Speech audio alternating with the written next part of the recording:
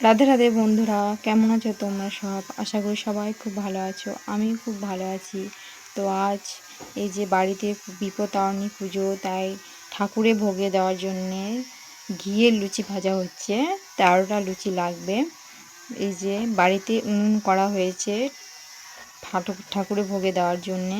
কাকিমারা এই যে লুচি ছাঁকছে, এই যে লুচি ছাঁকা হচ্ছে। এরপর সুজি হবে। এই যে 13 রকমের ফলও লাগে, 13 রকমের ফল, 13 রকমের ফুল, সমস্ত কিছুই লাগে পুজোতে। তো আমাদের বাড়িতে শিব ঘর আছে, আমাদের বাড়ির পুজো, এটা বাড়িতেই হচ্ছে। তো ঠাকুরমশাই এই যে পুজো করছে। তো বুঝতেই পারছো বন্ধুরা, বাড়ির পুজো একটু ব্যস্ততার মধ্যেই যতটুকু পেরেছি তোমার সাথে তুলে ধরার চেষ্টা করেছি। তো ভিডিওটি ভালো লাগলে একটু পাশে থাকবেন, লাইক কমেন্ট শেয়ার করবেন। বেশ, আজ এটুকুই, পরে আরও বড় ভিডিও দেওয়ার চেষ্টা করব। তো রাধে রাধে বন্ধুরা, সবাই ভালো থাকবেন।